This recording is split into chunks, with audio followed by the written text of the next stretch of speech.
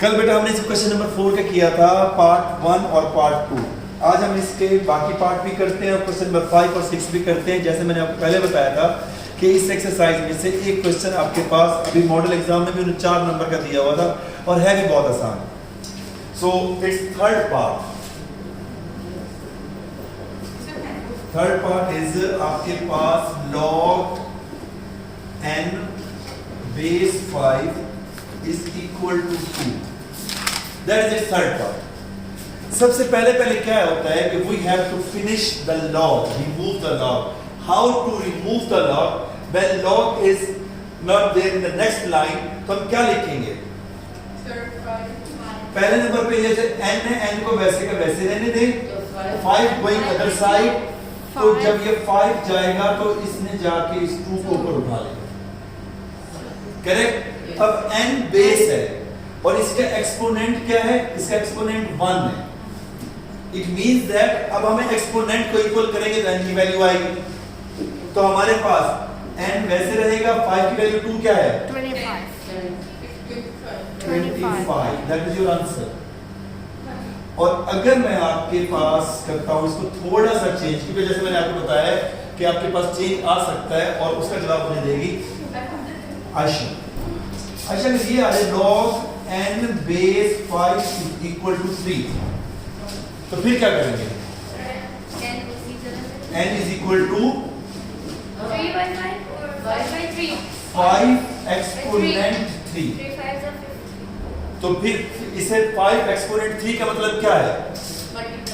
Multiply 5 3 times itself। इसका मतलब क्या है कि 5 multiply itself 3 times। तो n is equal to 125। 125। समझ आई बात? ये मजीद इससे रिलेटेड सवाल समझा दूं। सर इसमें जो अल्फाबेट्स आते हैं प्लीज वो भी समझाता हूँ। ये समझ आ गया? Yes, sir. चलिए अब आपके पास नेक्स्ट क्वेश्चन जो उसने दिया हुआ है, नेक्स्ट क्वेश्चन उसने एक्सपोनेंट फॉर्म में दिया हुआ है। ऑलरेडी ही एक्सपोनेंट फॉर्म में दिया हुआ है। अब आपके पास नेक्स्ट क्वेश्चन उसने दिया हुआ है, दैट इज आपके पास 40 इज इक्वल टू, अगर मैं इसको यूं लिख दूं 10 एक्सपोनेंट p, यूं लिख सकते हैं ना? सबसे पहली बात ये है कि ये अब आपके पास 10 की पावर है, तो हम इसको 10 की पावर अगर बनाना चाहें तो 10 की पावर इसे नहीं बना सकते। इसमें log में लिखूंगा तो log में क्या होता है, रूल ये होता है कि ये 40 आपके पास आ जाएगा वैसे सेम टू सेम, ठीक। और फिर ये क्या बन जाती है, कॉमन log की बेस हमेशा 10 होती है, इज इक्वल टू p। और इसका आंसर आपके पास कैलकुलेटर पे भी आपके पास डायरेक्ट आ जाता है। log 40 प्रेस करें क्या आता है, और बुक से देखने का तरीका फिर आपके पास मैं सिखाऊंगा बुक से कैसे हम चेक करते हैं।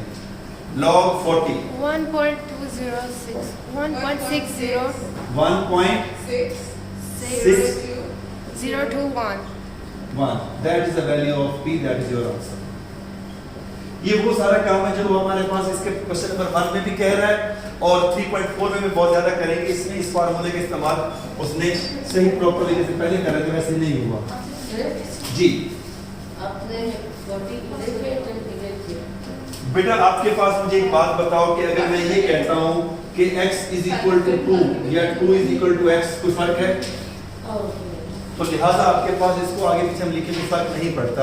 मैंने आपको ये एक्सप्लेन किया हुआ कि ये पावर बेस होती है, इसकी पावर में आ जाती है नीचे, तो इसीलिए मैंने इसको उस ऑर्डर में लिख के आपको सिंपली करके एक्सप्लेन किया। अब इसके पास जो इसका क्वेश्चन आपको एक्सप्लेन करने लगा हूँ, क्वेश्चन नंबर 6 पहले करता हूँ, 5 फिर बाद में कर लेते हैं।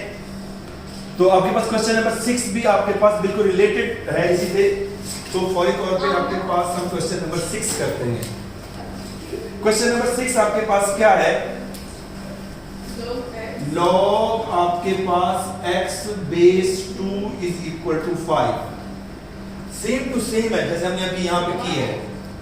तो सबसे पहले हम log को रिमूव करेंगे। अच्छा कैसे करेंगे?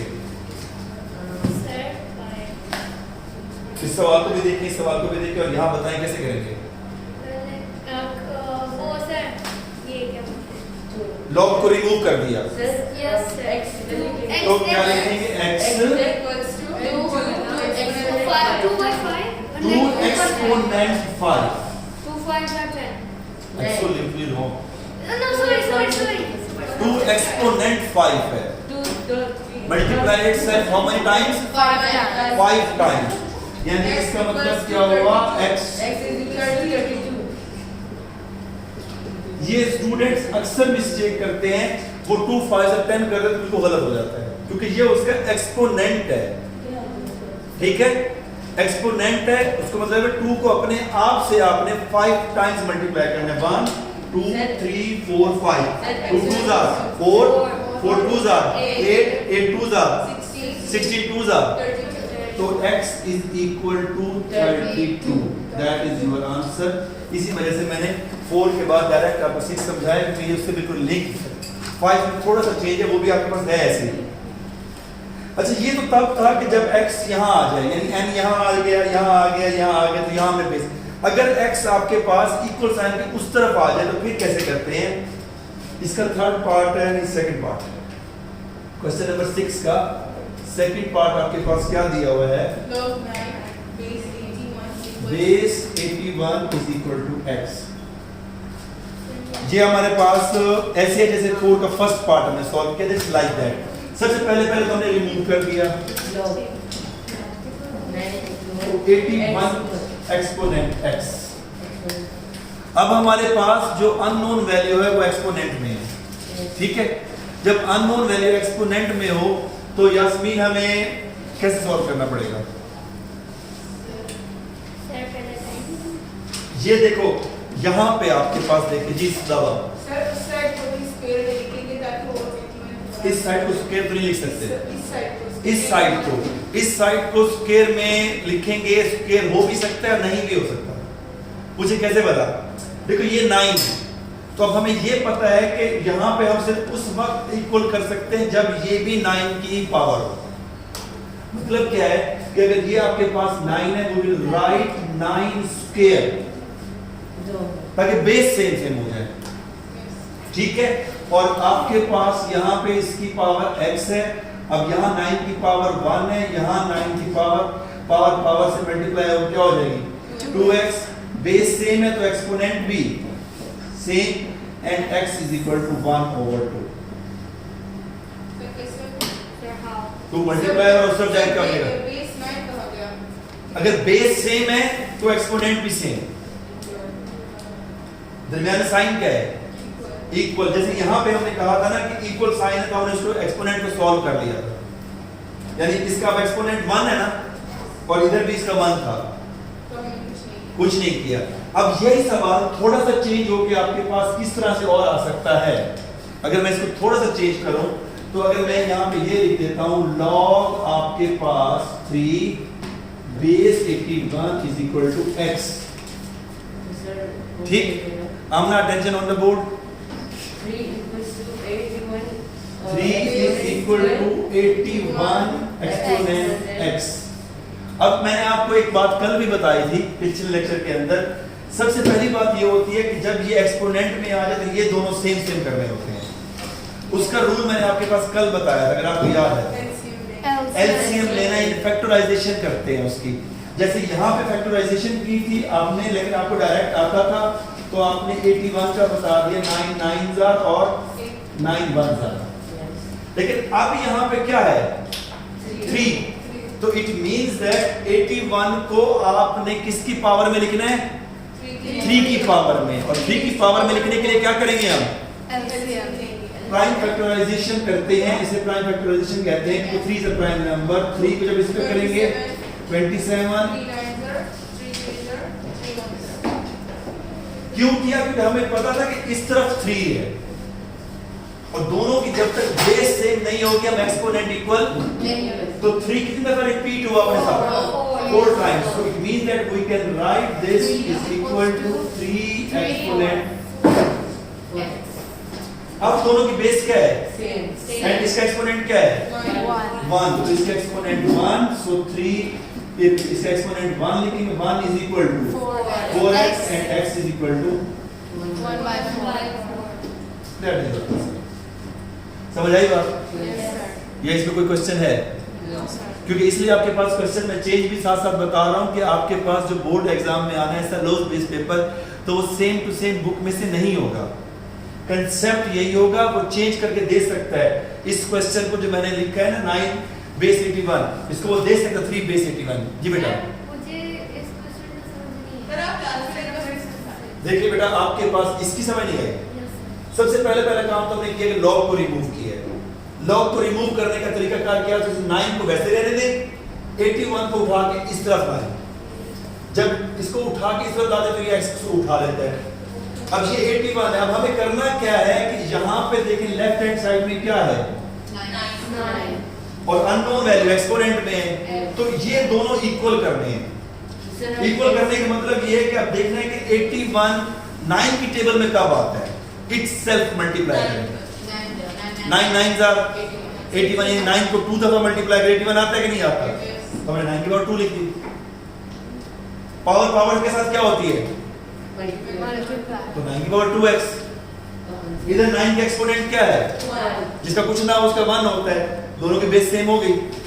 जब दोनों की बेस सेम है तो एक्सपोनेंट भी क्या होगा, सेम। फिर x की वैल्यू फाइंड कर ले। और सेम टू सेम यहाँ पे, क्योंकि यहाँ पे मैंने क्या लिखा था, तो इसका मतलब है इसे 3 की पावर में लिखना है। ठीक है, जो भी नंबर अगर इस तरह के सवाल मैं आपके पास और भी दे सकता हूँ, कोई ऐसी बात नहीं है। अगर एक सवाल और दे देता हूँ इस तरह से, ताकि आपको मजीद क्लियर हो जाए।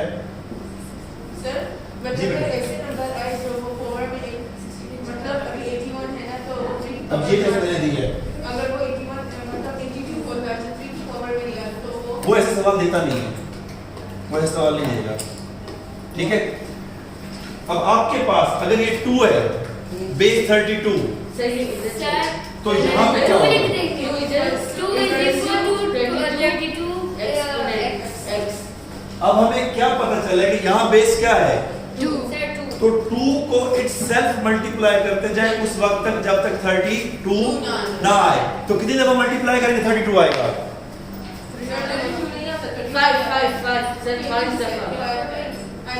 5 टाइम्स करने पे आपके पास आता है कि नहीं आता? Yes, sir. तो 5 टाइम्स करने पे जब आपके पास आता है तो फिर हम क्या लिख सकते हैं, आपके पास 2 की पावर, ये आपके पास क्या हो जाएगा 5x, इधर क्या exponent 1 is equal to 5x पहले। Or 1/5. तो 1/5 equals to x. अब देखो ये क्वेश्चन आपके पास इस तरह से यहाँ पे यूं दिया गया था, और इस क्वेश्चन को वो इस तरह से भी पूछ सकता है। आपको रूल आना चाहिए, बस आपने रूल को चलाना है। ठीक है, कि जब भी आपके पास ये एक्सपोनेंट में होगा तो जिस तरह का वो नंबर देगा वो बेस सेम बनेगी। एक ही क्वेश्चन में यहाँ 9 बेस बनाई, उसी में हमने 3 की बनाई, यहाँ पे क्या किया 2 बन गई बेस, यानी बेस को इक्वल करेंगे तो एक्सपोनेंट क्या होगा, equal. Is that clear? Please now right it. Important भी है और थोड़ा सा आपके पास चेंज है। लॉग आपके पास 8 base 64 is equal to x over 2। It's also like that, जैसे यहां पे आपके पास x सिंगल दिया हुआ था, लेकिन अब उसने x सिंगल देने की बजाय इसे फ्रैक्शन में दे दिया। काम वही है जैसे पहले हमने करते थे। 8 is equal to 64 exponent, it is called exponent और पावर। by 2. वही बात है कि जैसे आपके पास बताया ये किसकी पावर होगा 8 की, उसके लिए आप क्या कर सकते हो 64 को 8 8 जा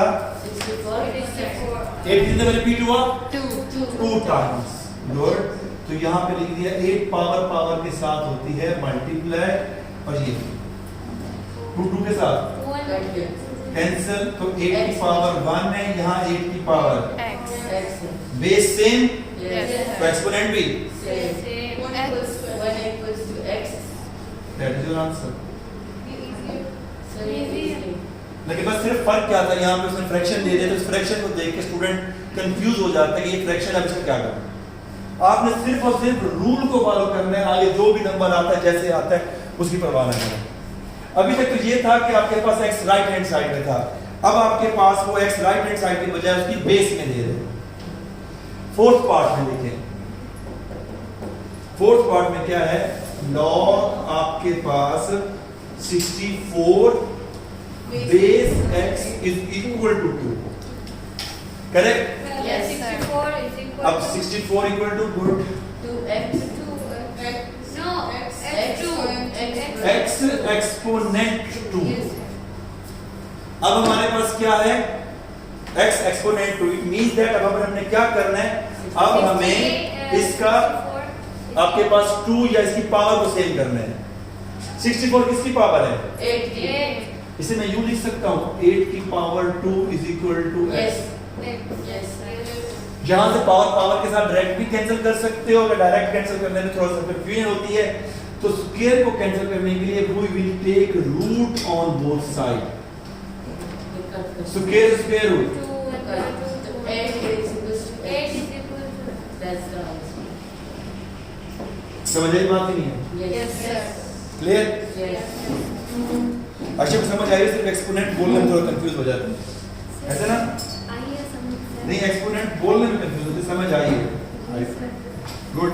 अब हमारे पास अभी x था राइट साइड पे, फिर x था बेस में, अब x आएगा लॉग के साथ, तो फिर हम उसको कैसे करेंगे? Sir, x to s. x is equal to Sir, x equals to is equal to 3 Three. 3 4 exponent 4 it's called exponent. x. क्या कहते हैं आयशा? Exponent exponent. हाँ जी, अब आंसर क्या आ जाएगा? इसका मतलब क्या? 3 एक्सपोनेंट 4 का 4 दफा करना है ना। 81 81. वो हम पहले वहां भी कर चुके थे ना, Yes, वहां से sir. पता भी चल गया था। तो x is equal to 81, that is your answer। ये सवाल 4 नंबर के मॉडल एग्जाम में दिया हुआ था, हो सकता है बोर्ड के एग्जाम में भी आ जाए, तो क्या ये मुश्किल है? No. Is it clear? Yes. 6 के जितने भी पार्ट थे मैंने सारे पार्ट कर दिए, 4 के भी सारे पार्ट सॉल्व कर दिए, 5 के लिए फिर इंशाल्लाह नेक्स्ट। ठीक है?